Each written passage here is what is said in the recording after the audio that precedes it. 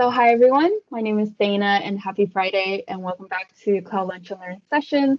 Today we are on our second session of our governance and automation series with Vukasin, and he'll be explaining what Azure Governance is and why you need it too. So I'll just hand it over to you. Okay, thank you, Dana. I would also like to welcome everyone to our Cloud Lunch and Learn series on this exciting topic of Azure Governance and Automation. And today in our second session, we are going to focus more in depth on Azure Governance as such, what are their tools and how we can use it to help us. Some of those tools I will just cover briefly today because we will talk more about them in depth during our next two sessions. My name is Vukasin Terzic. I work as a cloud solution architect for a company that is based in Czech Republic, but I'm currently in Greece. I might be somewhere else next Friday. A few months back, I was also recognized as a Microsoft Azure MVP. And I work with Azure for, I think, 5-6 years now. And when we started, we didn't have any of those Azure governance tools that I'm going to cover today. And everything was much more difficult. If you want to get in touch with me, you can use some of those links. I'm always available on Twitter and LinkedIn. So today we will focus on those aspects of Azure governance and what is it going to do. If you have any questions during the session, please write them down. You can ask immediately. We will have a space in the end to answer questions. So I'll try to answer them as we go. But if there's too many of them, then I can do that in the end as well. Also, when we are at the end, you can also unmute yourself and ask us directly. You don't have to write it down. So, why we actually need things to control our environment? Well, introduction of public cloud dramatically changed the speed at which companies tend to adopt new technologies and extend their infrastructures. I'm sure some of you, probably many of you, had a chance to order new servers to their local data center. You know that this can take weeks, and this entire process can even take a full year because you usually have to budget it and wait for the budget approval, maybe wait for next fiscal year to get the budget. Then we have to select the hardware, compare prices, compare vendors, prepare a space in our rack. Someone has to put it there, connect it, install it, test it, license it, and so on. And then we also need like a network equipment, storage. We need in-house knowledge to take care of all of that. And all of that takes time. Good thing about this quote-unquote slow pace is that we actually have time to prepare for it and to keep up with compliance requirements during the planning and implementation phase. And basically, we can plan everything ahead. In the public cloud, on the other hand, creating any number of virtual machines takes few minutes. And this is great. It gives companies possibility to react to their need. They can react quickly, extend their environments exactly how they need it, when they need it. And everyone starts to like this immediately and to even overuse this immediately. And this speed of creating actually gets their skin. And everyone who started using like public cloud resources and started creating their first virtual machine realized how fast is that, and how it's beautiful that you don't have to take care of everything, all this process that I just described. But what happens is that we start click, deploy servers, networks, applications, and with that speed, we lose a track and control. And that leads to, like you're guessing it, and we mentioned that last time, to uncontrolled and confusing environment. It doesn't comply with any rules, and it will end up having negative impact. So we are here today to talk about how we can fix that and what we can do about it. We will look at things like cost control, cost management, also deployment acceleration, how to make sure that those people have are able to use this cloud quickly and do click, click, click, but still to keep everything consistent and everything under our compliance requirement. Also how to make sure that the security level or security baseline that we want to enforce is always there. And what I usually see happen is that companies have some security baseline regulations, some requirements, and they don't want to or they cannot go under this level. But it usually happens that they only have that on paper, but in cloud actually the story is really different. It's different, and it doesn't get implemented as they will wish. And then we also have an identity baseline under which we will be covering on how to make sure that the right people have access to right resources in time when they need it, without actually giving them too much access. So I already mentioned a few of those things. We have few challenges. First is that this speed gets under our skin and we start creating things. We cannot stop creating things. And when we do that, we actually very often forgot deleting things.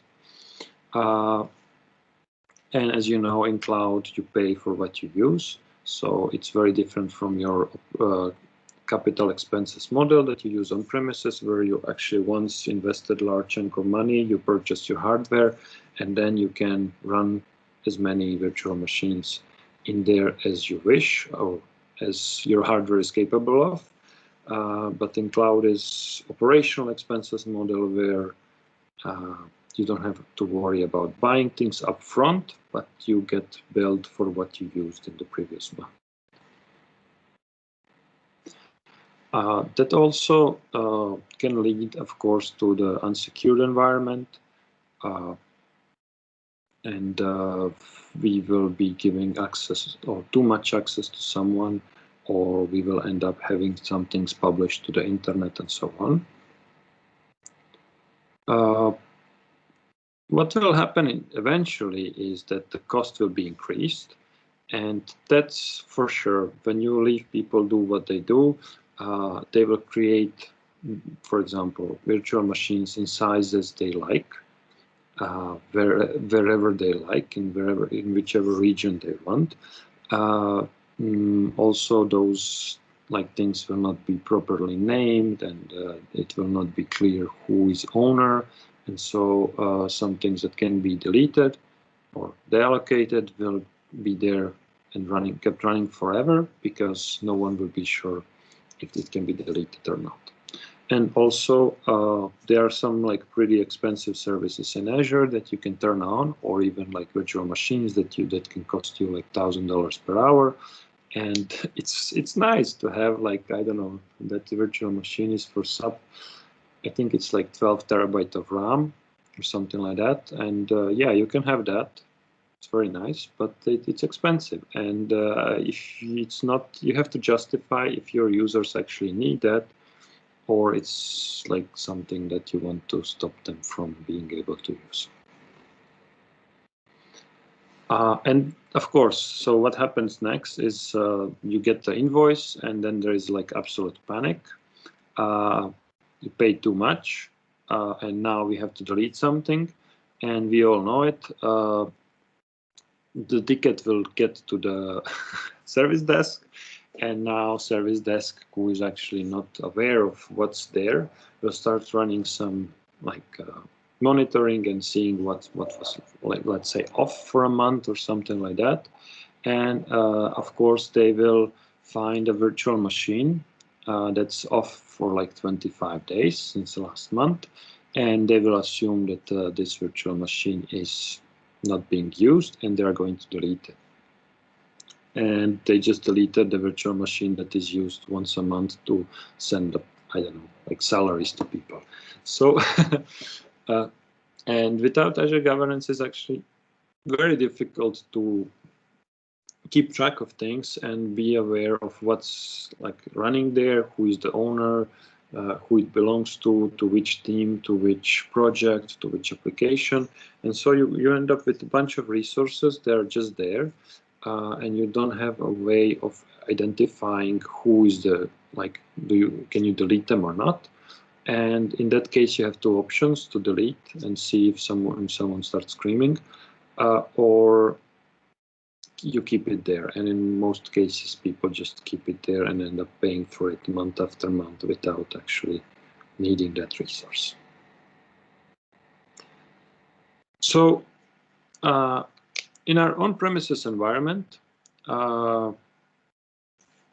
this is not usually the case, but in here it's very, very, it can have very big impact, not just on a cost, of course, that's something that keep your organization using the cloud, but also on like how companies see the cloud, because they can easily change their mind and start like yelling at it and saying this is too expensive, it's not our fault, it's cloud, and let's go back to on-premises or something like that. And for you as an IT person, this is like, I guess, worst thing that can happen.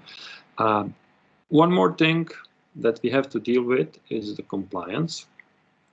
And when you create some environment, you usually have to keep it compliant according to your company's regulations. And I mentioned this last session. Let's use the same example here.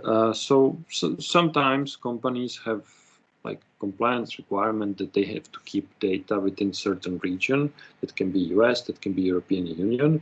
And usually here, like schools or other public institutions are, during the compliance issues, they need to keep their data within European Union. And that's very easy for you to break that rule, because you can create those servers wherever in the world. And if you do that, you can suddenly start saving your data in China. And to be able to do that, you have to use some governance tools and forbid actually your users from creating these things in different regions. That's just one of the things. What else happens is that if you have multiple teams and multiple, let's say, locations, and they are in different regions, those teams, they work within one team, they work together, they will start using things in the same way. But if you have like different applications, and each applications have their owner, and those people who deploy the applications are actually different IT people, they will, without like rules, they will start creating their own rules. They will create their own naming policies. They will create their own structure and organization and everything. And of course that can work.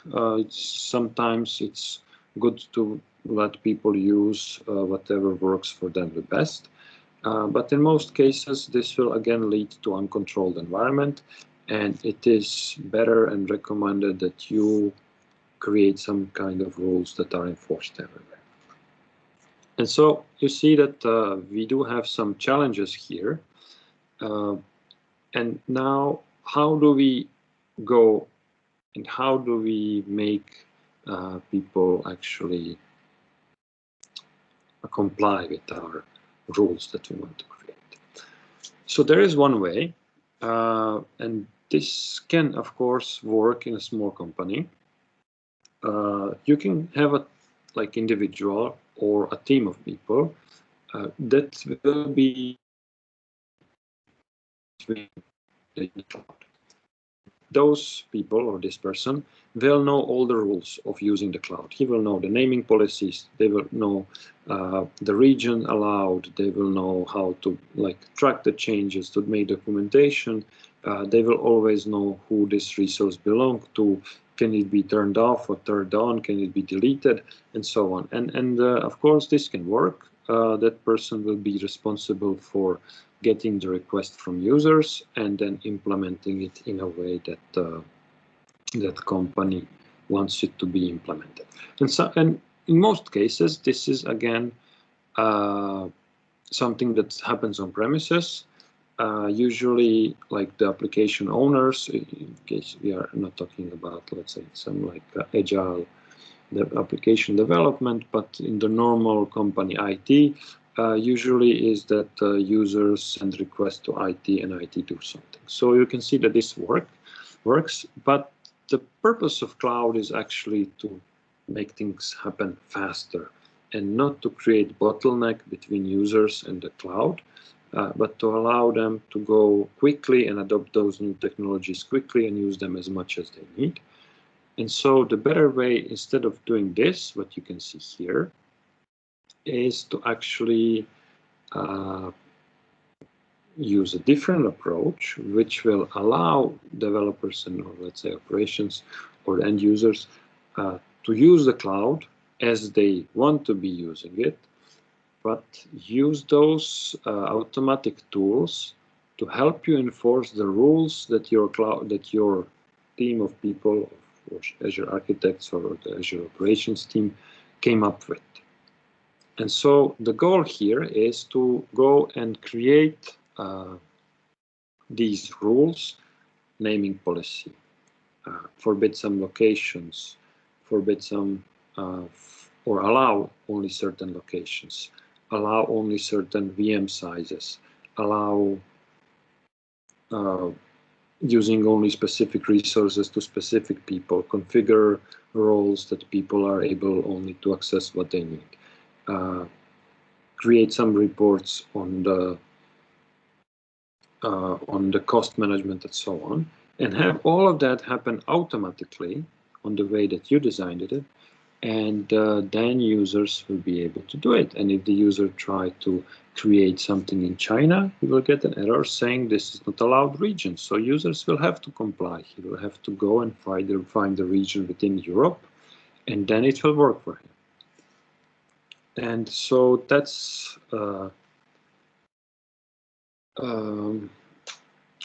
how the Azure governance should be implemented and should be enforced over your Azure environment. And this can happen, of course, if you are already using Azure and you want to put it in order. Some things, of course, cannot be changed. They are already implemented, and without like redeploying them, you cannot change the names and so on. But for some other things, of course, you can let's say, enforce this Azure governance on ongoing Azure environment and keep under control everything what's happening from that point on. Or you can do this in the very beginning when you are actually still planning your environment, and during the design phase you design all those rules, then you implement them and you put them in force before you actually give access to users. And in that way, you can ensure that everything you do from very beginning is in a way like governed and managed by you. So that sounds really exciting. Let's look at the tools that we have. I'm going to talk about each of those tools.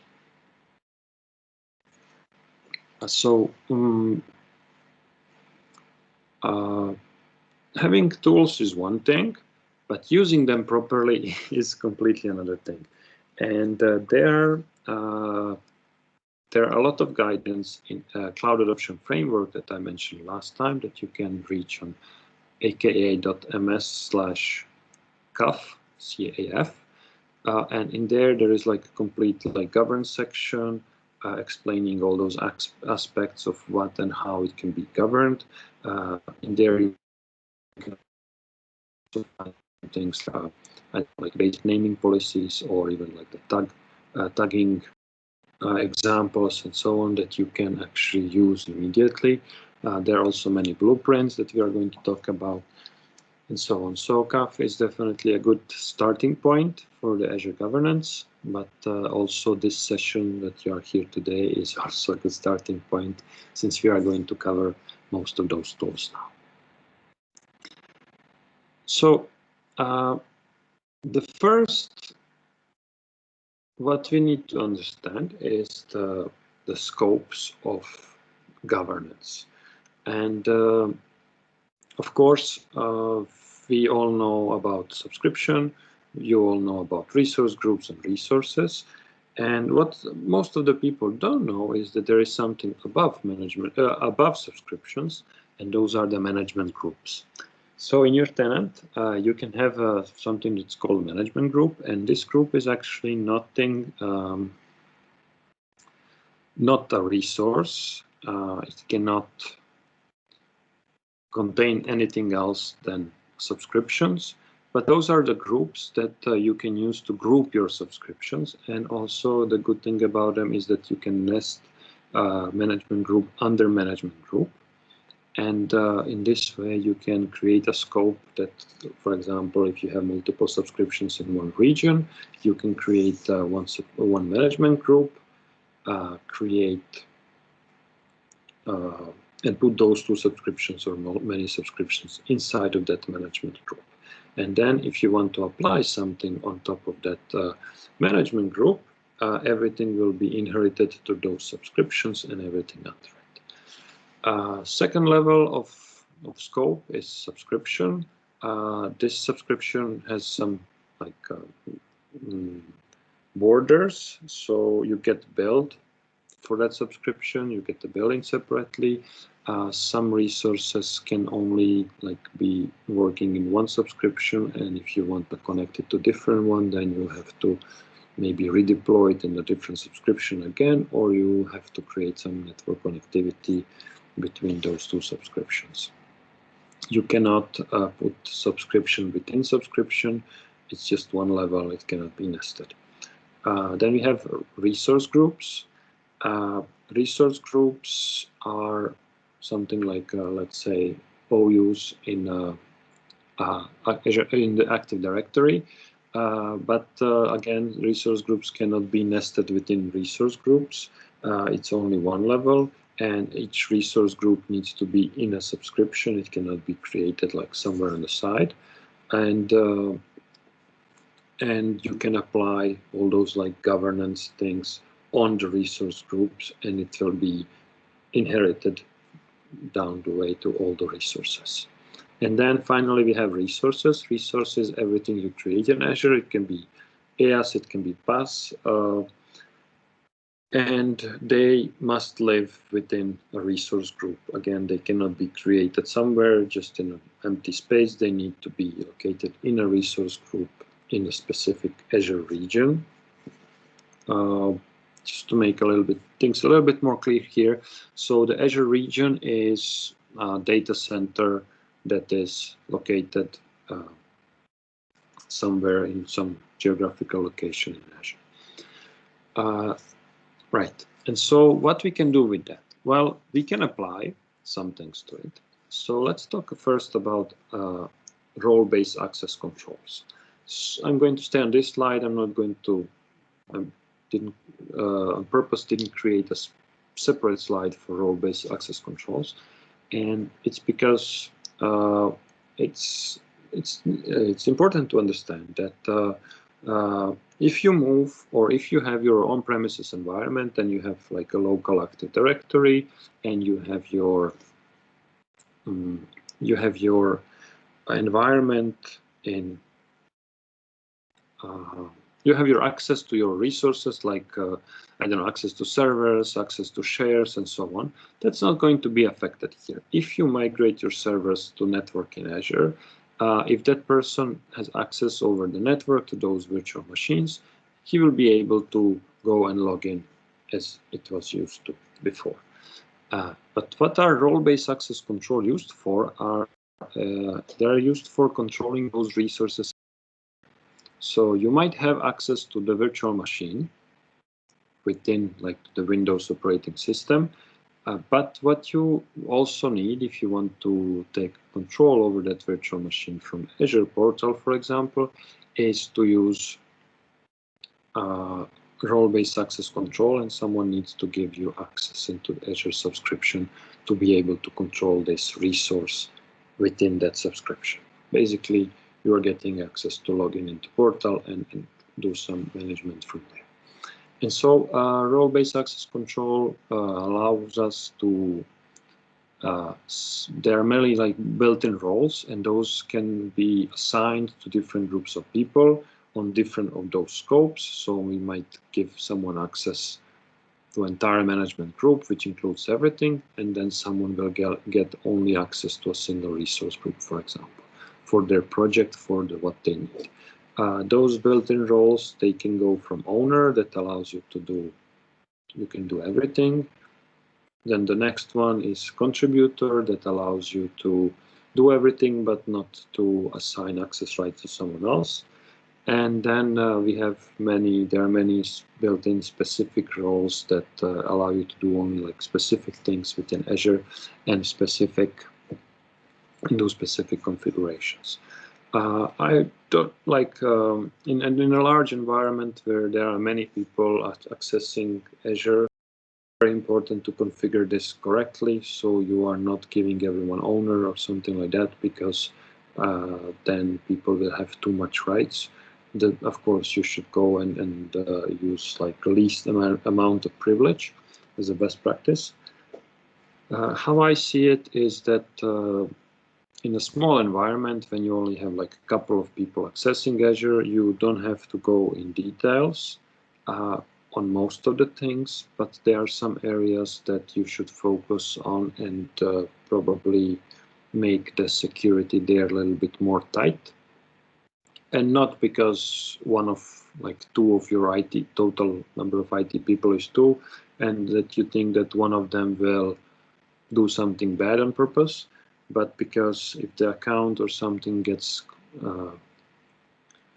overtaken by someone else, you want to be sure that even they cannot, like, let's say, access all your secrets in Key Vault, or maybe not access your disaster recovery subscription at all. So if something happens to production, you at least know that your DR subscription is safe and not same accounts are used for it, and so on. So for the role-based access control, definitely is a very important part of Azure, that Azure configuration and Azure governance, which allows you to allow users to do what they need, but not give them too much of it.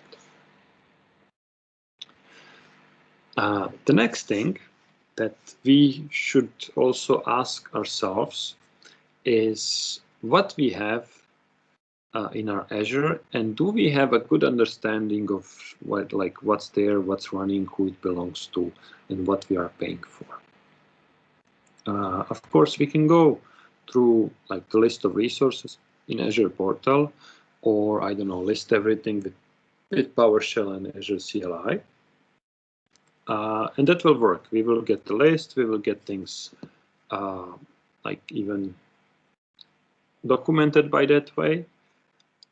But on a large scale, that's going to be really, really slow. And I don't know how many of you tried listing something or searching for some specific thing over the like Azure PowerShell. You will see that that's like really, really slow. And for that, for doing those things on scale, we have something called Azure Resource Graph. And I'm not going to go too much in depth here, because next Friday we will have a session that will be dedicated to Azure Resource Graph and using it to actually list your resources, to find out specific things and so on. So what we can use it for, this tool, is that we can use it to search, explore, and analyze our resources. Basically, we can list everything. We can find specific, like, I don't know, if someone is using a specific email, not email, so list it in that way. We can. The good thing about it is that we don't search only by name. You can search that by Azure portal, but you can also search and list resources on their like properties and the relationship within different resources and so on. It's also a great tool for performing different types of analysis. We can use it to create a dashboards, and which I'm going to show you in a minute, and display those in our like normal dashboard, where we will every time you open Azure, you can see a dashboard with some information that you just queried and found. Great thing about Azure Resource Graph is that it's the tool that is running those, like, indexing everything on the background. It's running all the time across the entire Azure, and it's also used actually for Azure Search. So let's quickly jump in here. So I have some demo tenant here, and if I go and search for Azure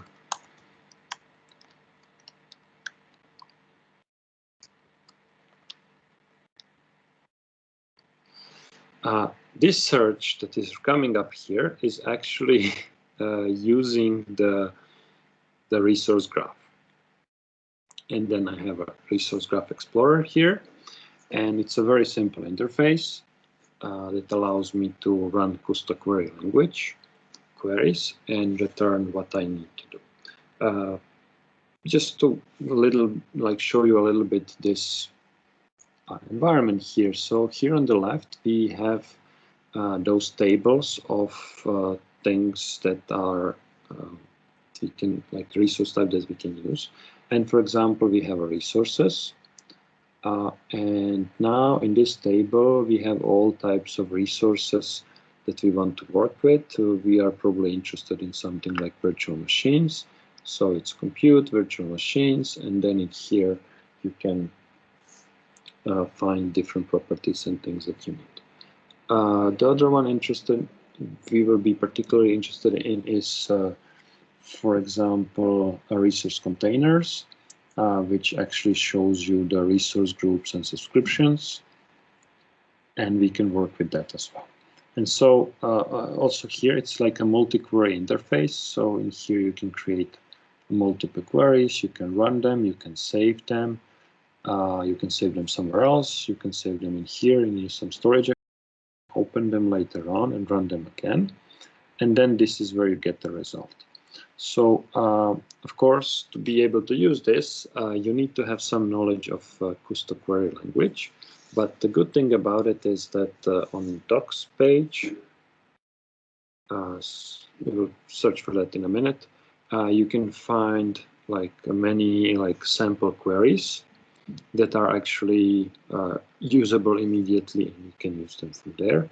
And also you can use things like PowerShell or Azure CLI and run those queries from within those languages. So if you have your on-premises computer or any computer where you have your PowerShell connected, Azure PowerShell connected, then you can use it to execute this query and get the result in the same way. It's much faster than the PowerShell itself. So what we can do, so I'm not trying to teach you now the Custo query language. I'm just going to type something.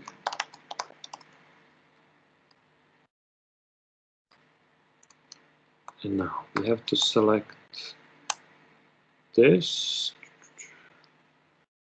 I'm going to type it. What I'm trying to do, I'm going to list all the virtual machines. So I'm going to list resources where the type is Microsoft Compute Virtual Machine. Did I miss it? Containers. All right. Okay, that was extensions. I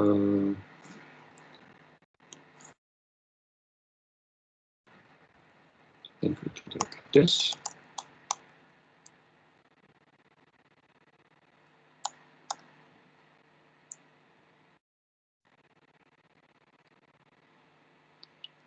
Of course, it doesn't work.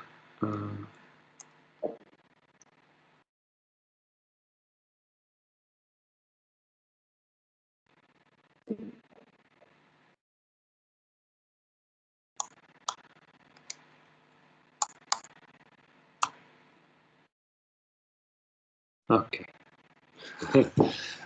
So I have 2 virtual machines in this subscription. Important thing to say here is that when you're using a resource graph, it will return only things that you have access to.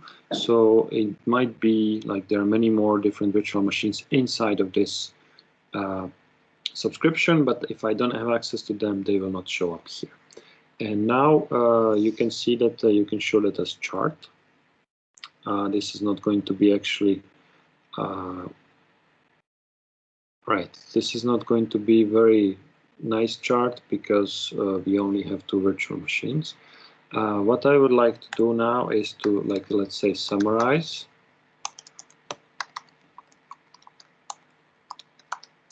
Count. And now this will give me something that I can show in a chart, for example. I can go even further and I can say by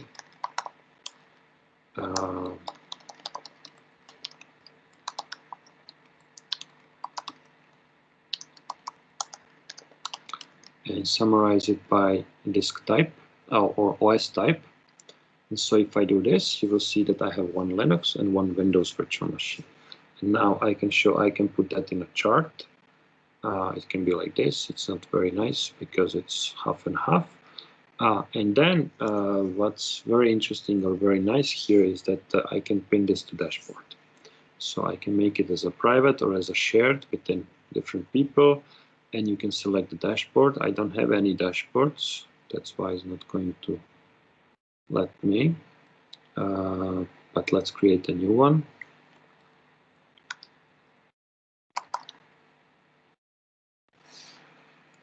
And now I have, or I can go here.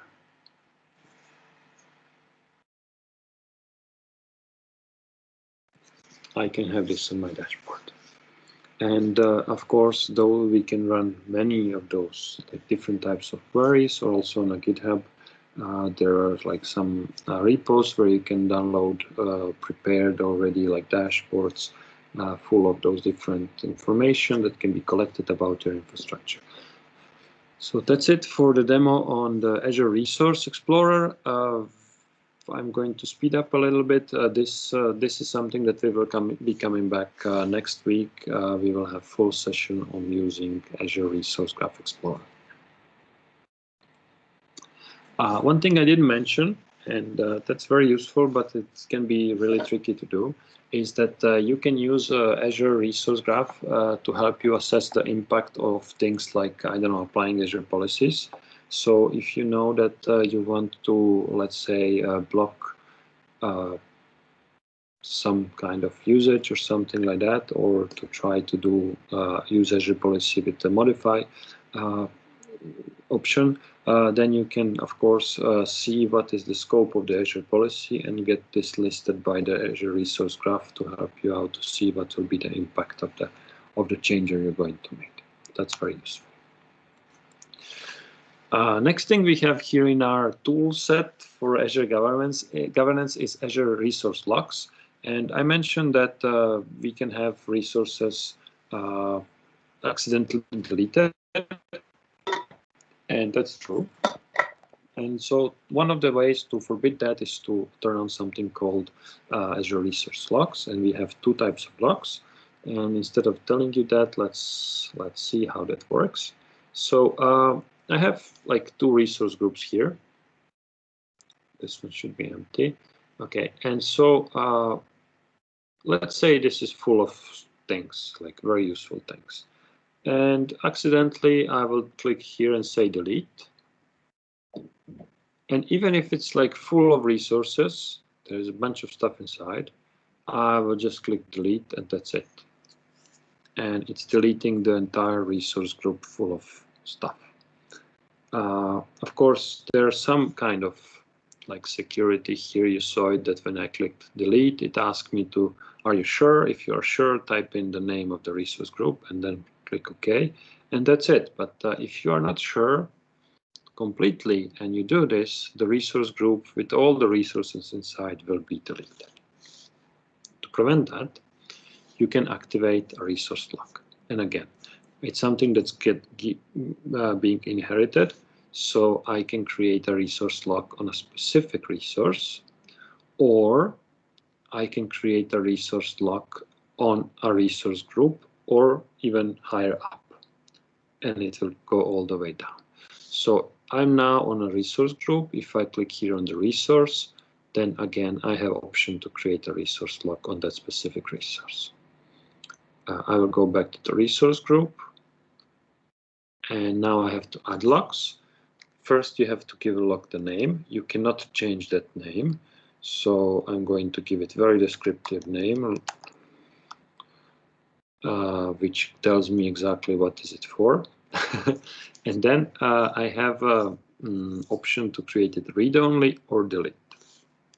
The difference between those two is that delete will only prevent me from deleting the object, but I will be able to go and change the configuration of the object. So I don't know, I have, let's say, a public IP address, and I put a delete lock on it. I will be able to unassociate that public address, IP address or something like that, but I will not be able to delete it. If I create a lock that is read-only, then I cannot change anything on the resource or delete the resource. So this one is more strict. As I mentioned, you cannot change the name. So what I usually started in the beginning is that I was like saying something like this, but then I ended up changing it to read only, and the name doesn't fit. So try not to include those descriptions in the name, but always include in the notes. Okay, and you can create a lock. And now you can see that that lock is assigned to this scope. And now if I go back to the scope and try to add something, that's not fun demo. Let's try deleting. Okay, so I'm trying to delete this entire resource group just as I did it before. And it's going to fail because I have a read-only lock. Delete resource failed, is locked and can't be deleted. Click here to manage lock for this resource group. And that's it. I just saved 2 virtual machines that are very important for my projects. Before you can actually delete something or change something, then you have to go and either delete the lock or change it from, let's say, read-only to delete, and then you will be able to make that change. But this is action that gives you extra security. And then other extra security is that if you are if you don't give this access to users, then they will not be able to go in and actually delete anything because they don't have access to manage those locks. Okay, I think that was clear enough. Very useful functionality. Then we have Azure Tags. Azure Tags is something that I really like to use. It's basically metadata attached to our used to help us to identify things. And for example, if we have a project, we can create a tag that is called project name, and then in the value of the tag we add the name of the project. And then at that moment, you know that this resource or this resource group and everything in it is actually being used for that specific project. What I like to do is to go ahead and add many tags. Tags that will describe, for example, who is the technical owner, who is the business owner of the project, who is what cost center is it to which this will be charged. Is this something that runs 24/7, or is this some application or, let's say, virtual machine that's being run on turned on only on the 5th every month, and then it's turned off for the rest of the month. Also, it helps us with identifying if there are any other things I don't know, let's say you put a note saying this is only for testing purposes, it will be deleted on the 25th. So you can put all those things inside of the tags, and you can attach multiple tags to each resource, which allows you to actually create a very well organized environment where people will not get lost. And what I did here, you can see that in my resource group, I added only like 2 tags, but you can add many of those tags, and it's very easy to do that. You can go here and you can create a new tag. And as I said, this will be project name. Let's use the same project name and demo project. And now one thing to know about tags is that they are not inherited. So you are adding tag only to the resource group or only to the resource. What you can do instead is, if you want this to be inherited, you can quickly run quick PowerShell task that will find a tag on the resource group and apply it to all the resources in the resource group. That's one of the ways. And other ways to use Azure Policy. So that was a quick demo of the tags. What they are useful for, apart from being able to identify what's going on and seeing what's inside, seeing the information about that resource, is that you can use them to split the cost. So if you use it if you use like specific cost, like department code or name or something like that, then you can filter out all those related costs on your invoice and separate it in that way. Very useful. Also, what is like when I'm administering Azure, I always like to see the owner. That can be a technical or just like the resource owner, because if you have any questions, you can always go and find that person. And ideally, if you put here technical owner and you put the email address of that person, and then you have a business owner who is responsible for like budgeting and so on, who can be able and be helpful when you, for example, need to create some kind of outage. Then they can help you schedule it, communicate it to the users, and so on. Tags are very useful. If they are used properly, then they create a beautiful environment in Azure. Right. Time is getting shorter. Next tool, and I think this is one of the most powerful tools that we have in our hands, is Azure Policy. So what's the Azure Policy? If you use on-premises and you have like Active Directory and you have group policies, you know that those are very useful, that you can create some configuration and then apply that on a scale to everything in that Active Directory. So this works in a similar way. You can create a policy that can be applied to a scope, which we discussed before, that can be management group, subscription, resource group, so on. And you can create some configuration, apply it, and make that configured. But it's not, that's probably not the primary usage of the Azure policies. Primary usage will be to deny or audit.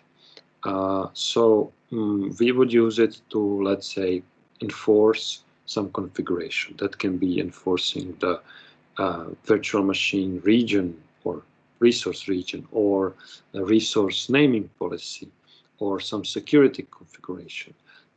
We can use it to create some configuration, you apply it, and when user starts creating the virtual machine, if they put the name wrong, they will get an error message saying this name is not accepted. And it's perfect. Great thing about it is that Azure policies we have a ton of built-in Azure policies that we can just use. We don't have to create new ones of our own. However, we can create new ones. We can create custom policies. We can do that by editing existing ones or creating new ones from scratch. We will have a session, complete like 1 hour dedicated session 2 weeks from now on Azure policies. So I'm not going to go too much in detail, but just in case you missed that, I would like to show you like 2-minute demo of the Azure policies. So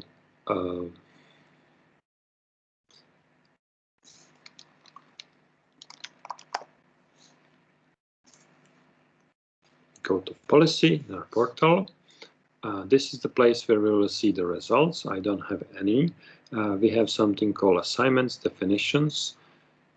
Definitions is actually definition of the policy that allows us to define what the policy will be doing. And then we have assignments, and that's when you assign the policy to a specific scope. Right. What we can do here with the policy is, for example, to go and find policy for tags. And we can see that there are already many pre-built policies. We can say we can use those policies that have edit function, or we can use just the policies to like find things and audit, let us know that something is missing. So inherit a tag from a resource group. Perfect. So if you look at it here, is this JSON file, this policy is saying that when we are going to, in parameters, put a tag that we want, and the policy, and when we apply to the resource group, policy will go and find all the resources within that resource group and apply that tag and its value. We are not specifying value, we are only specifying tag name, and he will take the value from the tag that's on the resource group. So we can also use Azure Policy to enforce those tags. Other usage with tags would be to require a specific tag when creating a resource, and that will actually user creating of the resource without that specific tag will fail for the user, and they will have to do it again and add the tag. Okay, so that was a really quick demo on the Azure Policy.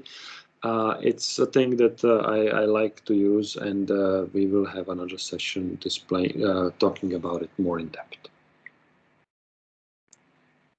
And then the last thing that we have here that I want to talk about today is Azure Blueprints. And Azure Blueprints are something very specific. It's not just like one thing, but it's a combination of multiple things. And I like to explain that in this picture here. So Azure Blueprints can help us define entire environment and help us ensure that this environment is always deployed in the same way or always kept consistent in the same way. There are many different pre-built-in Azure Blueprints that are that can help us with achieving some specific, let's say, certification or compliance requirements. They look into the entire Azure, whatever we have, and they can like help us make it compliant and change the thing. And to be able to do that, blueprints can be using ARM templates, different policies, role-based access controls, even custom scripts. And it's very useful when we want to make sure that, for example, developer who is coming and trying to develop their environment, we create a blueprint for that, and every time they use it, every time the result will be the same. And if you want to keep it in that same configuration, then we can use the blueprint again to keep it consistent. And if something changes, let's say someone uninstall IIS from a virtual machine, we can make a blueprint, use it, and put it back, make the configuration compliant again. So I hope that the finishing wasn't too fast. I I hope you got a chance to you got the chance, like you understood what are those tools. And for those tools that I think are most useful for beginning with Azure Governance, and those tools are Azure Policy and Azure Resource Graph, as well as the ARM templates as part of the automation part. We are going to cover those more in depth. So I'm just going to quickly take a look here if we have any questions.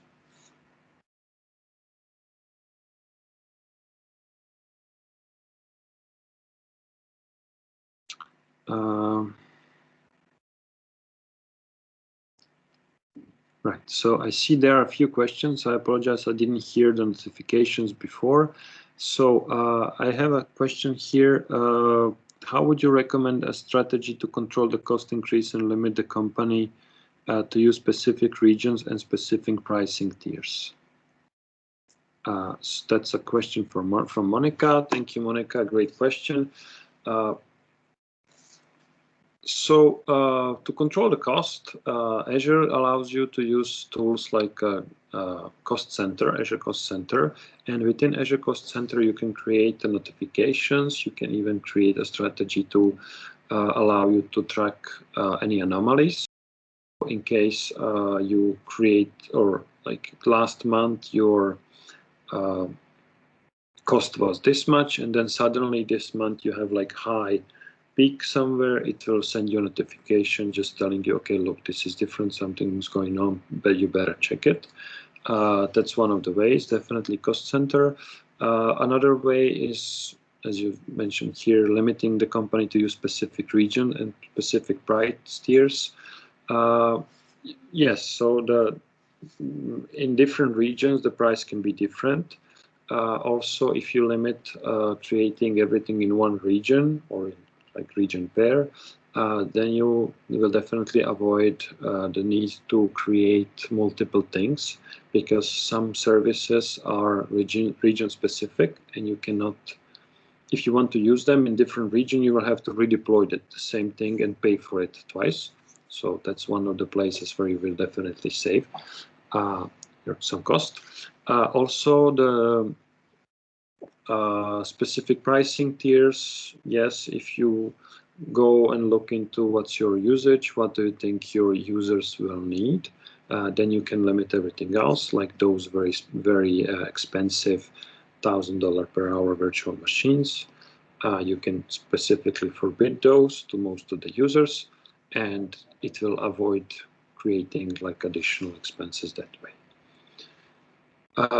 Keeping the cost also optimized can be done through some like auditing policies. Also, Azure Advisor, not Advisor, Azure, yeah, Advisor is the tool that runs all the time and gives you some.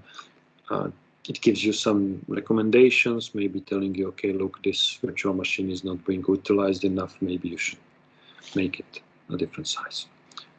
Hopefully that answered your question. I have another question from Jack. Is there any place similar to Microsoft Trust Center that I can access documentation of best practices for governing our Azure tenants? Yes, Jack, that's called Cloud Adoption Framework. The address is aka.ms/CAF. And there are a lot of guides and best practices, even like things that are already there, ready for you to deploy.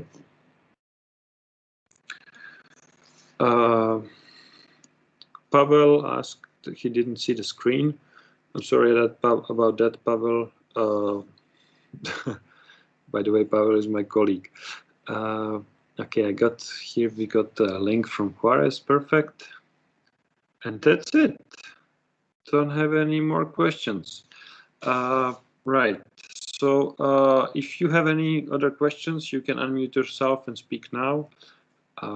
Hopefully I answered those that you were interested in.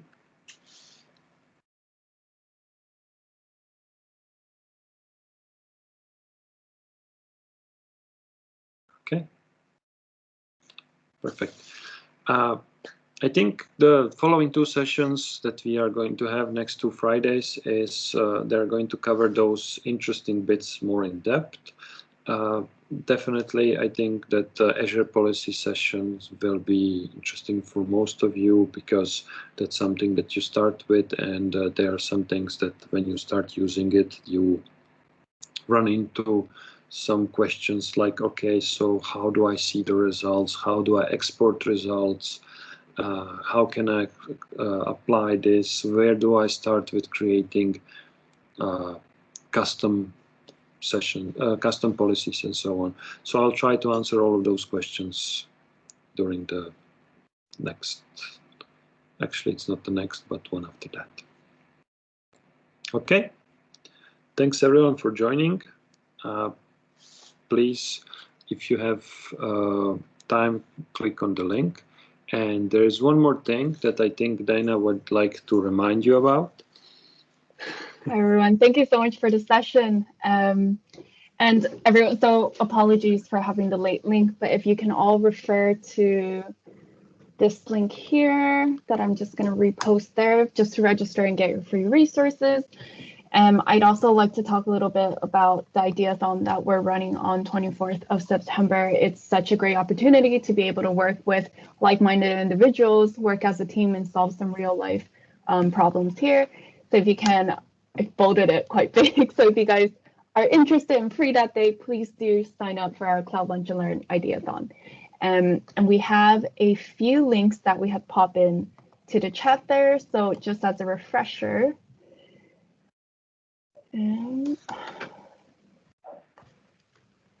so you can find our material shared by our speakers in our GitHub there. If you want to start a repo just so you can get notified, you can catch up on our previous sessions, and this session will be posting on our YouTube channel as well. And in our upcoming sessions, we have our fundamental series, our second one, on Monday, and of course the third series in this great series of governance and automation next Friday as well. And if you could take the time for 1 minute just to fill out our survey. So thanks everyone, have a great weekend, and thank you so much again for this great presentation. Thanks everyone, bye-bye.